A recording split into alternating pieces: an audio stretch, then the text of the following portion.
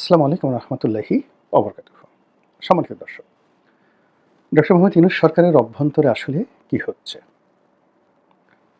সরকারের মধ্যে কি আগের মতো ঐক্য আছে? কিংবা সরকারের পেছনে যে শক্তি ছিল, দৃশ্যমান শক্তি, অদৃশ্য শক্তি, অন্তর্নিহিত শক্তি, সেই শক্তির রূপকগুলো, ধারকগুলো কিংবা শক্তির যে সূত্রগুলো রয়েছে, রুট, সেগুলো কি এখনো আছে? নাকি সবকিছু এলোমেলো হয়ে গেছে? এর কারণ হলো ২০২৫ সনের জুলাই মাসে এসে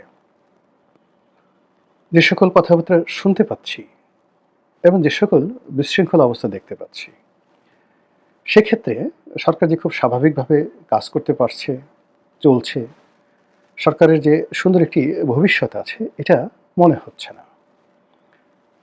সরকার প্রধান হিসেবে ডক্টর মোহাম্মদ ইউনূসের যে কথা, তার যে ধারাবাহিকতা থাকা দরকার, সেই কথার একটা ধারাবাহিকতা আমরা এখন পর্যন্ত দেখিনি। তার সরকারের একটা গুরুত্বপূর্ণ সিদ্ধান্ত বাস্তবায়ন, কোনো মেগা প্রকল্প বাস্তবায়ন করা, কোনো গুরুত্বপূর্ণ সিদ্ধান্ত গ্রহণ করা, এরকম দেখছি না। যা কিছু হচ্ছে সেটা অনেকটা বিএনপির ইচ্ছা, অনেকটা জামাতের ইচ্ছা, অনেকটা এনসিপির ইচ্ছা, কিন্তু সরকারের যে সত্যিকার একটা ইচ্ছা, এককভাবে ইউনিক ইচ্ছা, এটা আমরা দেখছি না। শেখ হাসিনার বিচারের জন্য, জুলাই আগস্টে বিপ্লবে যারা হত্যাকাণ্ড ঘটিয়েছেন তাদের বিচারের জন্য ট্রাইব্যুনাল হয়েছে। এটা সরকারের কোনো একক ইচ্ছা নয়, সরকার এই কাজটি করতে বাধ্য হয়েছে।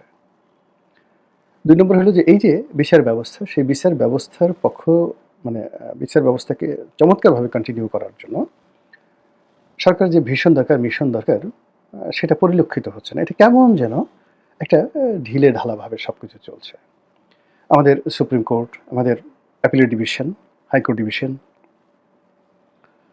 Supreme court bar, attorney general office, নিম্ন আদালত, আইন মন্ত্রণালয়, তারপরে প্রধান উপদেষ্টার কার্যালয়, এই জিনিসগুলোর মধ্যে যা হওয়া দরকার হচ্ছে না।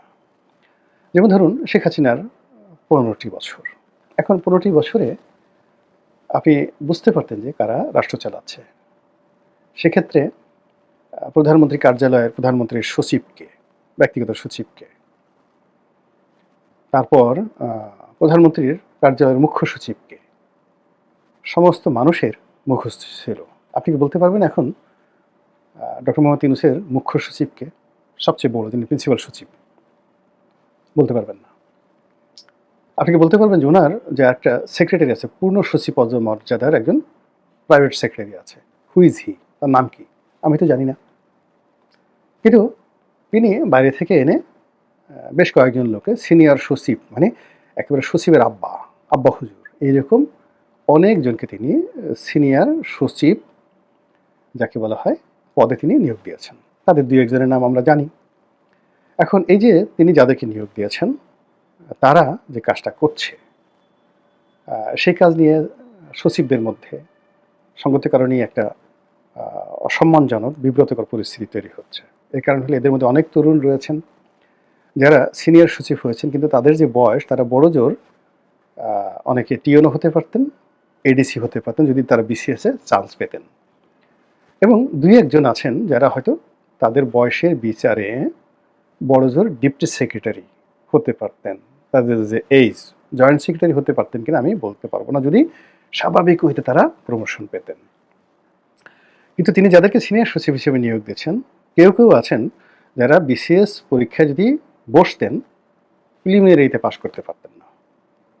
মানে প্রিলিমিনারিতে পাশ করার পরে রিটেন, তারপরে ভাইবা, ভাইবা দেওয়ার পরে চাকরিতে সুপারিশ, এরপরে ফিল্ড লেভেলে ৮-১০ বছর চাকরি করার পরে প্রমোশন, এরপর ধীরে ধীরে ডিপ্টি সেক্রেটারি থেকে সচিব হবেন, সচিবদের পরে আবার সিনিয়র সচিব হবেন।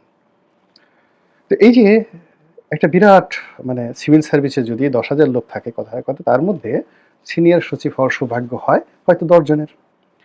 তো এইরকম হঠাৎ করে ধরে এনে যারা পরীক্ষায় বসেননি কখনো, বিসিএস পরীক্ষায় পাশ করা তো দূরের কথা, তাদেরকে এনে উনি সিনিয়র সচিব বানিয়ে দিয়েছেন। ফলে কি হলো, আমরা এই সিনিয়র সচিবদেরকে চিনছি, কিন্তু অরিজিনাল যারা সচিব, তাদেরকে আমরা চিনছি না, যারা দেশ চালাচ্ছে বা যারা দেশ চালাবে। এরপর আমলাদের বাইরে যেটা আছে সেটা হলো একটা রাইট হ্যান্ড থাকে, তারপর শেষে লেফট হ্যান্ড থাকে। বিএনপি জমানাতে, আওয়ামী লীগ জমানাতে, এরশাদ জমানাতে প্রধানমন্ত্রী একটা মিনি ক্যাবিনেট থাকে, কিচেন ক্যাবিনেট থাকে। তো সেখানে পদবি না থাকলে অনেকে ক্ষমতাধর, যেমন শেখ হাসিনার এসালম, তারপরে শেষে শেখ হাসিনার সালমান এফ রহমান, শেখ হাসিনার সেই মজুমদার, নজরুল ইসলাম মজুমদার, তারপর আরও অনেকে, এরকম ধরুন অ্যাটলিস্ট 1 ডজন। এখন এদের হাতে অনেক ক্ষমতা, এদের হাতে অনেক ক্ষমতা ছিল, এরকম একটা ক্ষমতা এটা অভ্যস্ত। এখন ডক্টর মোহাম্মদ ইউনূসের এরকম লোক কারা? চিনেন আপনি তাদের কাউকে? নাম বলতে পারেন? তাহলে এই ক্ষমতাগুলো কোথায়? আকাশে উড়ে বেড়াচ্ছে, বাতাস উড়ে বেড়াচ্ছে, অথবা ক্ষমতা ভূতে চালাচ্ছে। ক্ষমতা তো এলোমেলো হয়ে যায় না। এরপরে সংবাদপত্র চিন্তা করেন, ওনার একজন প্রেস সচিব আছেন, তারপর ওনার একটা প্রেস উইংস আছেন। তো উনি এই ওনার জমানাতে সবচেয়ে বেশি নিয়োগ দিয়েছেন প্রেস উইংসে, দেশে, দেশের বাইরে বিভিন্ন জায়গাতে সবচেয়ে বেশি নিয়োগ ওনার ব্যক্তিগতভাবে নিয়োগ দিয়েছেন, এবং ওখানে ওনার উদারতা সর্বোচ্চ পর্যায়ের। কিন্তু ওনার আগে যারা ছিলেন, এখন ধরেন ওনার উনি প্রথমে নাহিদকে বানালেন প্রেস, যাকে বলে মিনিস্টার, তথ্যমন্ত্রী, আর শফিককে বানালেন তথ্য সচিব। যদি আপনি জিয়াউর রহমান বঙ্গবন্ধুর আমল থেকে চিন্তা করেন, তো বঙ্গবন্ধুর আমলে বঙ্গবন্ধুর প্রেস সচিব ছিলেন সেই বাহাউদ্দিন সাহেব। আপনি কল্পনা করতে পারবেন না কত বড় সাংবাদিক ছিলেন। জাওদুর রহমান সাহেব ছিলেন। জিয়াউর রহমান সাহেবের তথ্যমন্ত্রী ছিলেন আকবর কবির সাহেব, হুমায়ুন কবিরের ভাই। ভারতের কেন্দ্রীয় সরকারের যে শিক্ষামন্ত্রী হুমায়ুন কবির, তার যে বড় ভাই আকবর কবির, নাজমুল হুদা সাহেবের শ্বশুর, এবং সিগমা হুদার ব্যারিস্টার সিগমা হুদার বাবা, তিনি ছিলেন তার তথ্যমন্ত্রী। আচ্ছা, এরশাদ সাহেবের তথ্যমন্ত্রী কারা ছিলেন? উনি ছিলেন আনোয়ার জাহিদের মতো বিশ্ববরেণ্য সাংবাদিক, বিশ্ববরেণ্য বুদ্ধিজীবী ডক্টর মিজানুর রহমান শেরি তথ্যমন্ত্রী ছিলেন। আচ্ছা, শেখ হাসিনার তথ্যমন্ত্রী কারা ছিলেন? এই লাস্টে কয়েক বছর আপনি চিন্তা করেন, হাসানুল হক ইনু। আপনারা কল্পনা করতে পারেন হাসানুল হক ইনু হুইজ হি? বঙ্গবন্ধুর সেই মসনদ কাঁপিয়ে দিয়েছিল যে পত্রিকা গণকণ্ঠ, সেই গণকণ্ঠের মালিক, উদ্যোক্তা, জাসদ, সেই জাসদের হাসানুল হক ইনু, তাকে তিনি তথ্যমন্ত্রী বানিয়েছেন। যেন তেন কথা নয়। এরপর তিনি আবুল কালাম আজাদ, বিখ্যাত সাংবাদিক, প্রবীণ সাংবাদিক, তাকে বানিয়েছেন তথ্যমন্ত্রী। তার তথ্য সচিব কারা ছিল বা তথ্য টিমে কারা ছিল? আবুল কালাম আজাদ সাহেব ছিলেন, পরে বাসসের এমডি হয়েছিলেন। ইকবাল সোবহান চৌধুরী তার তথ্য উপদেষ্টা। বাংলাদেশ ইকবাল সোবহান চৌধুরীর সামনে, এখন ওনার সামনে যারা আছেন কলম ধরে এ লিখবেন, বি লিখবেন, আমি তো কল্পনাই করতে পারি না। তারা হয়তো এখন ক্ষমতা আছে, ইকবাল সোবহান চৌধুরী সাহেবকে জিজ্ঞেস করতে পারেন, তুই কার বাপরে, তুই কার খালুরে, এটা জিজ্ঞাসা করতে পারেন। কিন্তু আমি ইকবাল সোবহান চৌধুরী সাহেবকে যেভাবে দেখেছি অবজারভারে, চিফ রিপোর্টার হিসেবে, অবজারভারের সম্পাদক হিসেবে, মানে আমার বস হিসেবে দেখেছি, আমার সহকর্মী হিসেবে দেখেছি, আবার প্রেস কাউন্সিলে উনিও মেম্বার ছিলেন, আমিও মেম্বার ছিলাম। তো এই যে তার যে টিম, পরবর্তীতে সেখানে নাইমুল ইসলাম খান আসছেন। আপনি যদি বলেন বাংলাদেশের ইতিহাসে সম্পাদক হিসেবে নাইমুল ইসলাম খানের যে টিম, মানে তার যে টিম স্পিরিট, মানে তার যে লিডারশিপ, তার ব্যাপারে হাজারো অভিযোগ থাকতে পারে। কিন্তু আজকের কাগজ, ভোরের কাগজ, প্রথম আলো, এই যে টোটাল যে টিমটা দেখেন, এবং আজকের যে মিডিয়া দেখেন, এখানের যত স্টার সাংবাদিক সব নাইমুল ইসলাম খানের হাতে তৈরি করা, তার কলিগ, তিনি তাদের বস ছিলেন।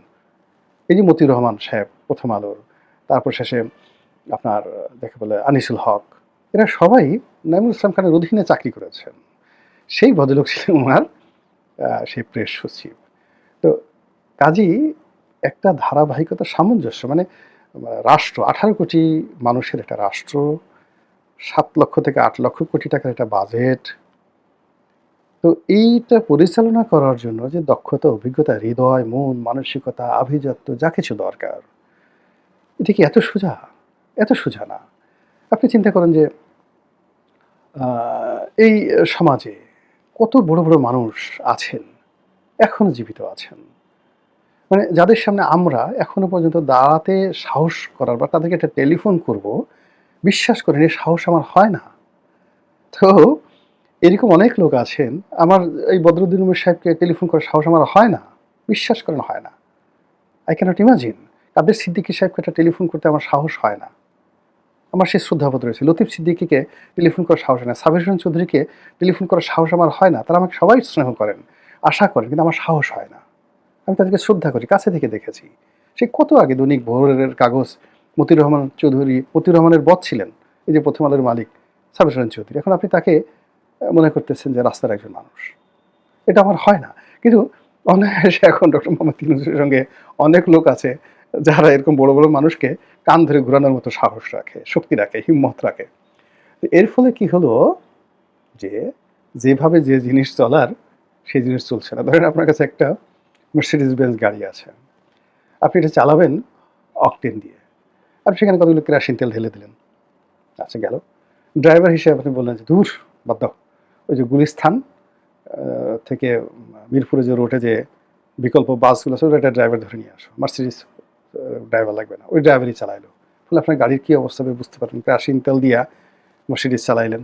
তারপরে আবার আপনি চিন্তা করলেন যে মাঝে মধ্যে বন্ধ হয়ে যেতে পারে, একটু ধাক্কা-ধুক্কা দিতে লোক লাগবে। ২ জন লোকও রাখলেন ধাক্কা দেওয়ার জন্য। আপনার মার্সিডিজের অবস্থা কী? তো আসলে যে জিনিস করবে সেই জিনিসের জন্য সেটা লাগবে। সিঙ্গারা যে বানায়, সেই বাবুর্চি দিয়ে আপনি পোলাও কোরমা রান্না করতে পারবেন না। তারপরে শেষে যে লোক গরু জবাই করে, কসাই, তাকে দিয়ে আপনি হীরা কাটতে পারবেন না। ডায়মন্ড কাটার হিসেবে আপনি কসাইকে নিয়োগ দিতে পারেন না। তো এরকম আমাদের এই সমাজে অনেকগুলো বিশৃঙ্খলা, অনেকগুলো আ মানে যাকে বলে বিনিয়োগ, অনিয়োগ, কুনিয়োগ এই গত কয়েক মাসে হয়েছে। তার প্রেক্ষিতে যা হবার তাই হচ্ছে। এবং এর ফলে কি হচ্ছে, সরকারের ভিতরকার অনেক বিসাদৃশ্য, অনেক দুর্বলতা লোক সমাজে চলে আসছে, সামনে চলে আসছে। যেমন দেখা গেল মেটিকুলাস ডিজাইন নিয়ে ডক্টর মোহাম্মদ ইউনূস হঠাৎ করে আমেরিকা থেকে একটা কথা বললেন। এই কথাটা আসলে ঠিক হয়নি। এই কথাটা বলাটাও ঠিক হয়নি। এখন এই যে মেটিকুলাস ডিজাইন, এই ডিজাইন নিয়ে দেশে এবং দেশের বাইরে যে আলোচনা প্রকাশ্যে হচ্ছে এবং যেখানে সরকারের একজন খুবই গুরুত্বপূর্ণ ব্যক্তি, ওয়েল উইশার, তাত্ত্বিক নেতা, তিনি যেভাবে জুলাই-আগস্ট বিপ্লবের সঙ্গে আমেরিকার সম্পৃক্ততা, আমেরিকার পরিকল্পনা নিয়ে যে কথাগুলো বলছেন, যেটি এই বিপ্লবের সঙ্গে যারা সম্পৃক্ত সবাইকে বিপদের মধ্যে ফেলে দিয়েছে। আবার ডক্টর মোহাম্মদ ইউনূস যে মেটিকুলাস ডিজাইন, তারপরে শেষে তিনি যেভাবে মাস্টার মাইন্ডের কথা বলছেন, এই সমস্ত জিনিস বলতে হয় না। কিন্তু সেই জিনিসগুলো বলার পরে যখন খুব আলোচনা হলো, সেটা দীর্ঘদিন পরে সেই বিভিন্ন লোক যারা আছে তারা এটাকে কোনোমতে চেপে-চুপে, ধামাচাপা দিয়ে ওইগুলো ভুলিয়ে দেওয়ার চেষ্টা করেছে বটে, কিন্তু যা হবার তা হয়ে গেছে। এখন মেটিকুলাস ডিজাইনে কী ডিজাইন ছিল? সেই ডিজাইনের পেছনে অর্থ কী ছিল? অস্ত্র কী ছিল? পরিকল্পনা কী ছিল? যে ঘটনাগুলো ঘটেছে, কে এই ঘটনাগুলোর জন্য দায়িত্ব পালন করেছে? আগামীতে এগুলো কিভাবে ইন্ডিমিনিটি দেয়া হবে? কিভাবে এদেরকে রক্ষা করা হবে? এই দায় কি এড়ানো সম্ভব হবে? এই বিষয়গুলো নিয়ে প্রকাশ্যে খোলামেলা যে আলোচনা হচ্ছে, পিলে চমকানো আলোচনা হচ্ছে। আর যেহেতু সামাজিক মাধ্যম উন্মুক্ত, ফলে অনেক ডকুমেন্ট তৈরি হয়ে গেছে। আর কিছু যারা সরকারি ওয়েল উইশার, এগুলো তারা ধামাচাপা দেওয়ার চেষ্টা করছে। কিন্তু আবার ভিতর থেকে কে বা কারা হঠাৎ করে খুঁচিয়ে এই কথাগুলো বের করে দিচ্ছে। সরকারের খুবই গোপনীয় কথাগুলো। আর এগুলো দেখে আমার কাছে মনে হচ্ছে যে সরকারের ভিতরে সেই ঐক্য, সেই বন্ধন, সেই সহমর্মিতা, কাঁধে কাঁধ মিলিয়ে একত্রে কাজ করার যে অঙ্গীকার, সেটি সম্ভবত নেই। তাহলে কি হতে যাচ্ছে? আর এই কি হতে যাচ্ছে এটার জবাব পেতে হলে আমাদেরকে এই বছরের আগস্টের ৫ তারিখ পর্যন্ত আবার হয়তো অপেক্ষা করতে হতে পারে। মহান আল্লাহ আমাদের সবাইকে হেদায়েত দান করুন এবং হেফাজত করুন। আসসালামু আলাইকুম ওয়া রাহমাতুল্লাহি ওয়া বারাকাতুহু।